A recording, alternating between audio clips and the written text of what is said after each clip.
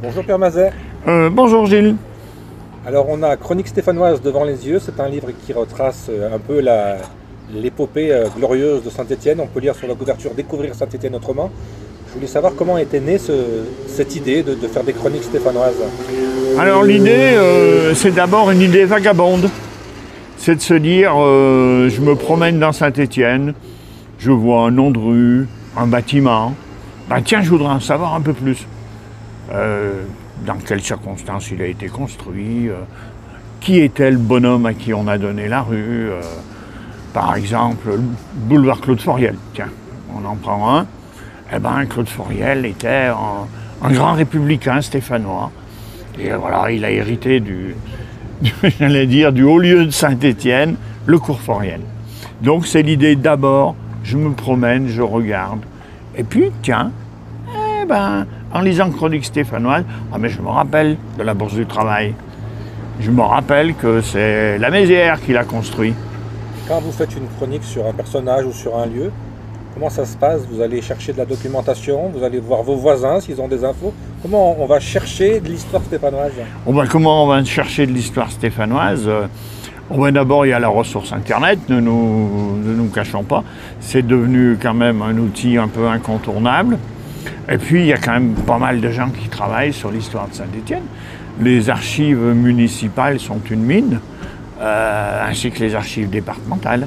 Bon, il faut avoir le goût de fouiller, il faut avoir le goût de fouiner. Justement, vous parlez d'archives. Comment ça se passe au niveau des droits? On a le droit de faire quoi? On n'a pas le droit de faire quoi dans tout ce qui est histoire? J'allais dire, on n'a pas le droit de plagier, ni on n'a pas le droit de recopier. Oui, mais quand on explique quelque chose, on a souvent un peu les mêmes mots aussi. Donc, quelle est la différence entre plagiat et quelque chose qui ressemble? J'allais dire, se ressembler, ça c'est toujours possible. Hein. Il ne faut pas quand même se cacher. Hein. La ressemblance est toujours possible. Après, un article, par définition, je me refuse à dire que je fais de l'histoire. Hein. Je présente l'histoire, je présente un fait, je présente un personnage. Hein. C'est un éclairage. Donc c'est un éclairage. J'essaye de donner un angle un peu singulier, qui attire l'œil, voilà. Mais c'est d'abord un travail de synthèse, de documentation. Pour Chronique stéphanoise, je me suis interdit d'exhumer des archives inconnues, par exemple. Parce que des archives inconnues, c'est un autre travail, et c'est un travail d'historien, qui est très différent du travail un peu journalistique que je fais autour de Saint-Étienne. Et dès le départ, vous aviez l'idée d'un livre, ou alors l'idée du livre, elle s'est imposée en voyant tout ce que vous aviez emmagasiné comme sujet? L'idée du livre, non, pas du tout au départ. Hein. L'idée du livre, c'était de nourrir un peu la page de Gilles Charles. Et puis, en tirant des fils, voilà. Et puis, je me suis dit, pourquoi pas les proposer à un éditeur. Et j'ai trouvé un excellent éditeur lyonnais, que je recommande, Les Passionnés de bouquins, qui, en plus, est un éditeur purement régional. Donc il s'interdit d'aller faire des tours dans d'autres régions pour l'instant. Et voilà, il a accepté l'idée de présenter Saint-Étienne autrement. Et le choix de la couverture, ça s'est passé comment? Pourquoi on met tel ou tel personnage en avant? Pourquoi du noir et blanc? Pourquoi de la couleur? Pourquoi un célèbre footballeur stéphanois? Ouh là là, me poser des questions auxquelles je ne sais même pas répondre. C'est eux qui ont décidé alors, l'éditeur? Ah oui, l'éditeur, moi je laisse. Il me fait confiance pour l'écriture, je lui fais confiance pour la couverture. On peut savoir à peu près combien de livres se sont vendus, ou alors c'est des chiffres qui ne vous intéressent pas, ou vous n'avez peut-être même pas accès à ces chiffres-là? Je pourrais avoir accès, hein, il suffirait que je demande à mon éditeur, mais je pense qu'on est autour de 600 ou 700 exemplaires à peu près. Ce qui est bien finalement. Oui, ce qui est probablement pas mal. Hein. Quand je vous ai vu sur plusieurs dédicaces à l'époque, quand il est sorti, quelles sont les questions qui reviennent justement sur ce livre? Alors les questions, c'est d'abord un peu autour du choix des thèmes. Et pourquoi vous avez parlé de ça. Et puis il y a beaucoup de suggestions aussi. Ouais. Pourquoi vous ne parlez pas de ça? Voilà. Bon, j'ai renvoyé glorieusement au deuxième tome. Moi j'avais surtout vu, quand les gens venaient, ils vous demandaient tout de suite si c'était un livre sur les vers. Ah oui, c'est un peu paradoxal, mais bon, je pense que la photo de Mekloufi en couverture y est pour y est pour beaucoup.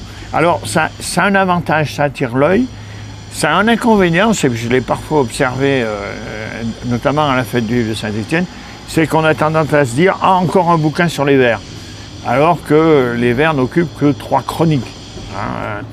Et ma préférée, d'ailleurs, probablement, est celle de Jacquet, parce que Jacquet symbolise, est un condensé de l'histoire stéphanoise. Oui, il vient de plus loin que Saint-Étienne. Oui. Il a travaillé à Saint-Chamond, il a fait briller Saint-Étienne. Voilà. C'est un vrai Ligérien. Absolument. Et en plus, voilà, quelqu'un a un parcours d'ouvrier, donc bien symbole de la population stéphanoise. Et d'ailleurs, la photo qui illustre sa chronique est de Léon Leponce. Et on voit un footballeur qui s'élève, d'une prise de Geoffroy Guichard, qui s'élève pour faire une tête, et on aperçoit autour toutes les usines qui entourent Geoffroy Guichard. Et pour moi, Jacquet était vraiment le symbole de celui qui s'élève au-dessus. Et voilà. Vous m'avez dit avant qu'on démarre, qu'il y avait le 2e qui était en préparation, qui va donc sortir dans quelques semaines ou dans quelques mois, suivant un peu l'actualité. Est-ce que quelqu'un comme Robert Herbin aurait sa place dans le prochain? Alors, je ne crois pas qu'il y ait Herbin dans le prochain. Dans le 3e peut-être. Voilà, mais il y a Garonner. Oui, on l'a fait Garonner. Il y a Garonner qui est dans le Je me souviens plus si dans celui-ci, il y a Roger Rocher. Il y a Roger Rocher. Roger Rocher, il attire toujours autant de sympathie. Hein. Ouais, Et de nostalgie, je dirais. Ah bah, c'est la nostalgie de la gloire. Hein. Il y a Roger Rocher, je crois, il y a Mekloufi et Aimé Jacquet, je crois, dans celui-là. Est-ce que c'est plus facile ou plus difficile quand on parle d'explorateurs, quand on parle de grands personnages de Saint-Étienne, mais quand on parle de politiciens, si on fait des portraits sur les anciens maires ou de députés, est-ce que c'est plus compliqué là? C'est plus sulfureux, j'allais dire. Après, forcément, chacun prendra position autour du personnage. Hein. Il est aimé ou détesté. C'est pas la chronique qui va changer la proportion de ceux qu'il aime et de ceux qu'il déteste. Bon, c'est simplement peut-être essayer d'éclairer un peu le personnage et non pas de modifier les opinions, j'ai pas cette ambition-là, mais d'essayer d'en donner un peu un portrait objectif. Hein, c'est ça, c'est simplement le but. Après, chacun peut aller se faire ses idées. À la fin de chaque chronique, il y a un petit rubrique pour en savoir plus. Donc chacun peut s'y rendre. Dernière question de science-fiction. Si vous faisiez un tome 5 ou un tome 10 dans 20 ans, quel est le personnage ou les personnages d'aujourd'hui dont vous parleriez? Oui, là, ça c'est une question redoutable. Parce que je vais me faire des ennemis. Tant pis, on en a déjà plein, c'est pas grave. Mais je crois qu'on a plus d'amis que d'ennemis, donc ça va. Franchement, j'en ai aucune idée. Ah, peut-être... non, je l'ai fait. Mais vous avez parlé des députés, alors est-ce qu'on pourrait avoir une chronique sur Régis Juanico, une chronique sur le maire de Saint-Étienne actuel? Oui, pourquoi pas. Sur l'ancien, ou sur le futur? Non, mais pourquoi pas. Je pense que ces personnages-là occuperont leur case dans l'histoire. Alors, chacun ira voir, lui donnera sa place. Juste pour rester dans la fiction et le passé, on a fait une chronique il n'y a pas longtemps sur les 2 maires qui ont le même nom et qui ont un lien de parenté, c'est-à-dire Michel et j'ai oublié le et Antoine Durafour. Voilà, qui est célèbre rue Antoine Durafour à Saint-Étienne.